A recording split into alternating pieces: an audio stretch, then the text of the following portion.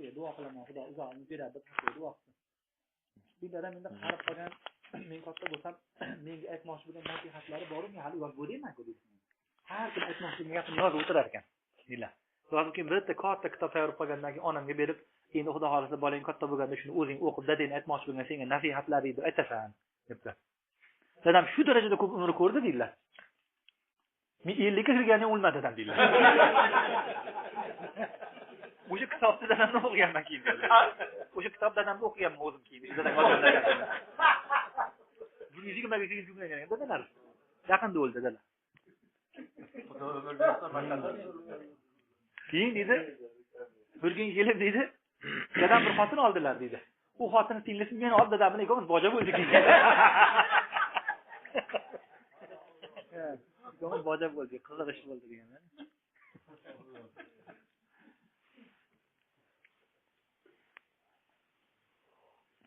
Hazrat Butini bir gaplari bor. Atari biz Turkiyadan ko'chib borganmiz. Kamol Atatürk zulmidan qo'rqib qilib dadam dedi, mulla odam bo'lgan. Shunda Turkiyadan nimaga keldik endi biz? Suriyaga bordik. Men o'shanda eslayman, sal bir yoshim 3 yoshar bo'lgan bo'lmasin. Shunda kelib ko'chada arab bolalar bilan o'ynasam, meni bolalar nima qilib arabcha bilmayman dedi. Dadam mulla edi, yaxshi bilardi, arabchani uncha gapirardilar. Keyin ko'chada bolalar bilan gaplashsam, meni jerkib o'ynatmasdi dedilar. Kirib dadamga yig'laganman dedi. Dada bilan meni arabni bolalari nima qilyapti? Ular kurd endi. Buti kurdlar ular. O'zbekcha yaxshi gaplashadi. Turkcha gaplashadi endi. Dadam bechora ajoyib duolari bo'lardi dadam dedi. Kechqurunlari Xudoga juda oshiq odam edi dedi. Hamma duolarini yig'ib o'zi dadamning duolarini ham bir kitob yozgan o'sha. O'sha duolar ichida duo qilardik, Parvardigor o'g'limni shunday olim qilgin, arab hammasiga dars asli duo qilardi dedi. Hozir hamma arab butiga shogird. Olam, arab olami hammasi butiga shogird. Shunaqangi o'tgan. Arabdan shunday gapiradi, arab hayron qoladi arabcha gapirishiga.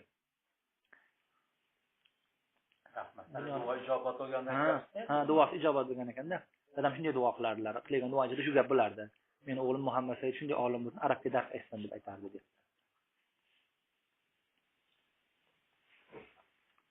O'sha kishini aytgan gaplari bor. Bir nima o'tgan ekan,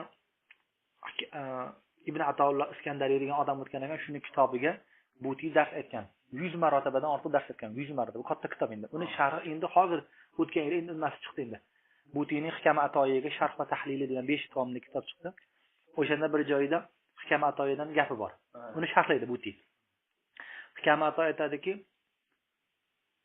odamda ikkita olami bo'ladi. Ikkita olamda inson shu umr davomida yashaydi.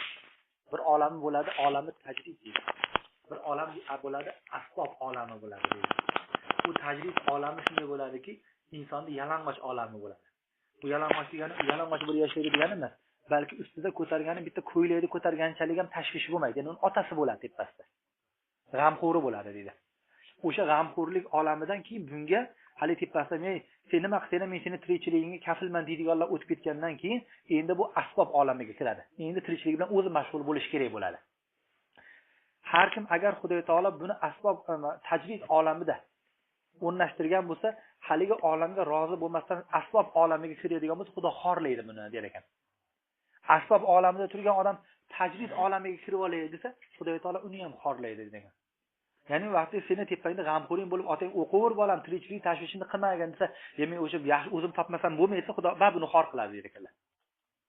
Endi sen asbob olamiga kirding, bola chaqali bo'lib qolding. Endi bular tashab ketib, "Huttali otam davriga qaytib olaman" desa, seni ham xorlaydi Xudo taolo. Endi sen olamiga kira olmaysan. Hozir sen bu hech kishining nimasini kafolatini bo'yniga olgansan. Buni tashab chiqa olmaysan deb. Men dedi, dadam menga aytganki, bolam hech ham tirikchilik tashvishini qilmadi. 80 ga kirgan bo'lmasa o'sha paytda dedi. Men to o'qiydigan vaqtga borganimcha dadam 80 ga kirdi dedi. O'shanda ham mehnat qiladi dedi. O'qitadi. Aytar ekanlarki, o'g'lim, agar baxti saodat ko'cha shipirishda ekanligini bilsam-edi, sendan zo'r ko'cha shipirgan ham qilaverardim men.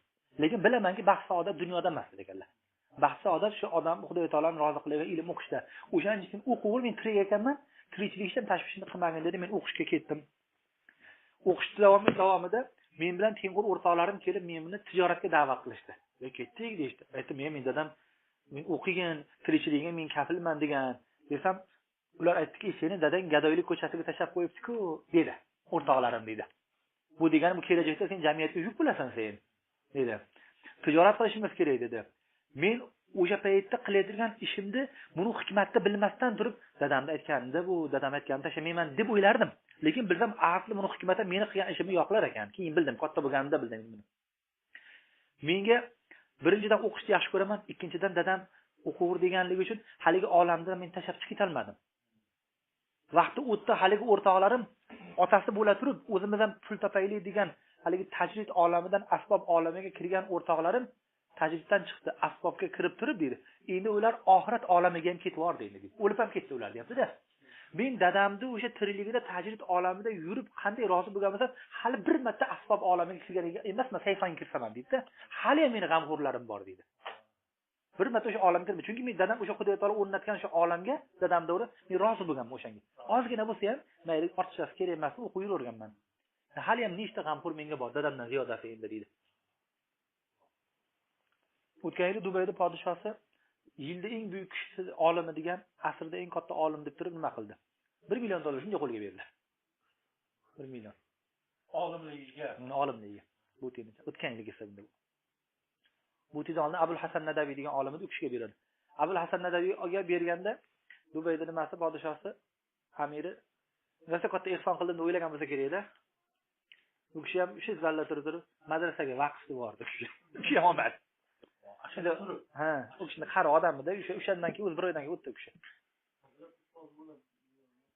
Abul Hasan Nadaviy hammaga ustoz bo'lgan-da. Farzandlari bo'lgan Abul Hasan Nadaviyni. Ular yolg'iz Sura Kahfni o'qib juma kuni Ramazonda o'ldi-da u kishi.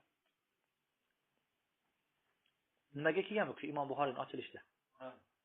Samarqandga kelgan kattalar. Kichkinagina odamga hasanat turgan ekan. Qo'shoyimizga rahmat, chiroyli qilib ashani ham qilgan chiroyli. Ko'pchiligi ham o'shanda bo'lsa ko'pchiligi ham. Arabistonlardan ham kelgan. Arablar ham jab ham berar ekan. Imom Buxoriy. Ha, Imom Buxoriyga. Taqi Usmonning gaplari bor-da. Ha. Taqi Usmon aytadilarki, dunyoni hamma joyiga qayta borsangiz ham arablar arab emasdi, mensiz kelmaydi deydilar. Mensiz bunday qilib bor. Ding bizga kelganmiz arabmiz deydi.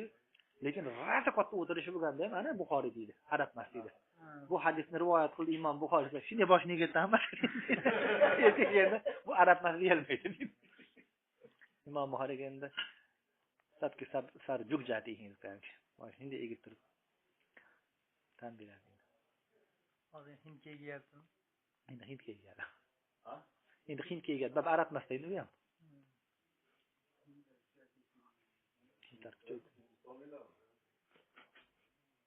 Shunday olim ham qarang, o'zini yurtiga sig'masdan, ha, qarang. Oraga sig'may Samarqandga chiqib ketdi. Ashavar degan qishlarda jon berdi endi o'shanda. Sening uchun keng dunyo, menga tor deb mashada jonim ol dedi deydilar, ha. Podshoya meni qilishda o'tkazib yubordi degani deylardi. Bu odamning avliyoligini bilib qoldi keyin. So'pollar bo'lamiz ham shaqolar ekanda.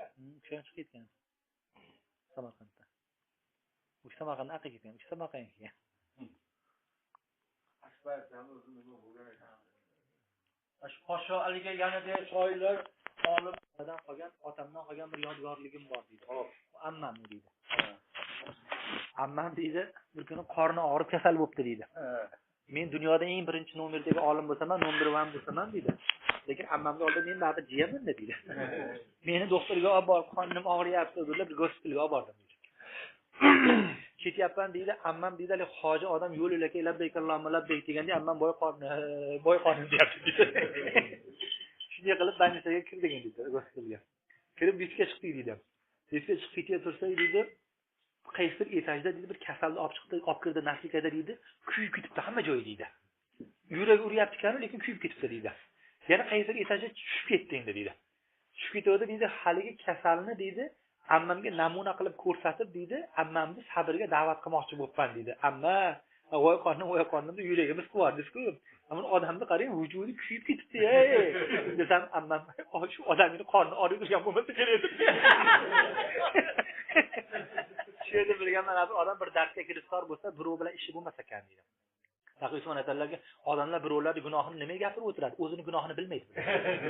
Bilsa birovning gunohi bilan ovora emas, o'zining gunohlari bor. Odam rak kasal bo'lib o'layotib turgan odam oldiga kasal ko'rgani kelgan odamda tumov bo'lib burnini oqqani hech qachon gapirmaydi. O'zi o'layotib deydi, o'layotgan bo'lsa, burnini oqayotgan nima deydi?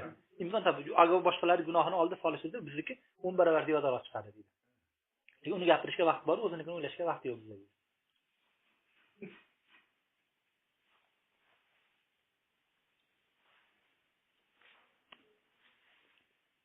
Xudo o'shalarning umrini uzoq qilsa, bir 100 ga kirsa, rosa xizmat qiladigan odamlar 42-yillik o'sha. Ya, baquvvat narsa. Kalla ham rosa rivojlangan vaqtda.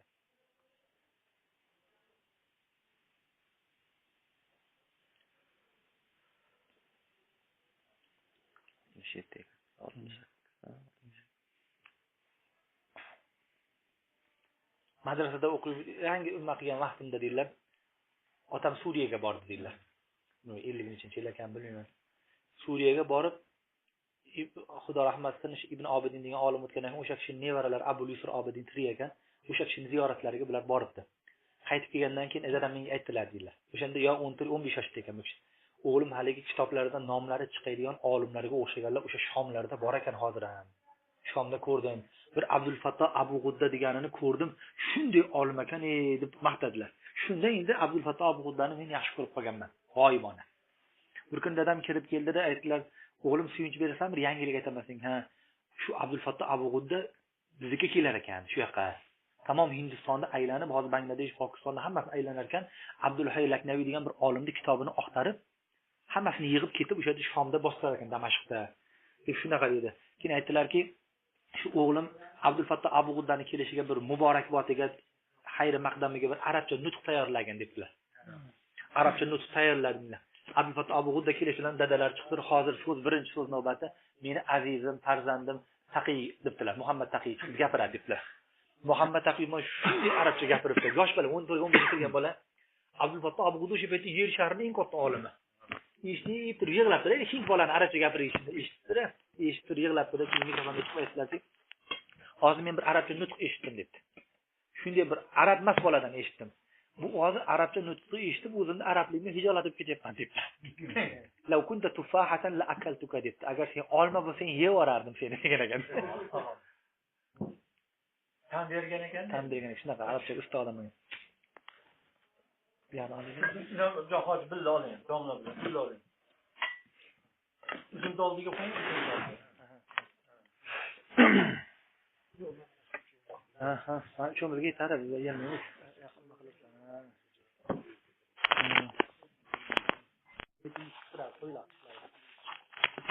Nimaga kelganda, yaqinda O'shga kelganda, Bishkekda rosa katta reklama bo'libdi. Bizning Qirg'izistonimizga hozir yer sharining eng buyuk olimi kelyapti deb reklama qildi. Endi hamma bu qanaqa odam ekan deb chiqqan, bu ham endi 1.65 mi chiqarish deb o'ylab tasdekana. Samolyotdan Taqiy Usmonni tushib turadi, hali ham kutyapmish, Taqiy Usmonni tanimayapti, haligi odam. Chiqganda. Keyin ko'rdiki, Taqiy Usmonni shu atrofida Land Cruiser mashinalari tiqilib ketgan, hamma endi u kishining xizmatiga chiqqanlar. Haligi turgan qirg'izdek domlalar hali gaplashib ko'rgani yo'q uni. Ustiga qarab turib bahosini aytib bo'lganda endi bular. Bizda domlasi salla choponli bir bo'yi baland odam tushadi degani hassasini ko'tarib. Bittasi biz Nosirjon qori degan odamga qarab turib, qoraka bu odamning ko'p ham ilmi yo'q ekan, avtoritet zo'r ekan deb. Gaplashganimda so'rashgani ham yo'q hali. Kiyimiga qarab baho aytib bo'ldi deydi. Ko'pini qiyshaytirib tushadi deydi. Oddiy kiyimda qiyshaytirib ular hammaligi oddiyda, oq ishton bilan oq ko'ylak kiyib olgan ekan. Hafta bo'ldimi? Bozorda rasm chiqadi. akalar oldiroq keldi.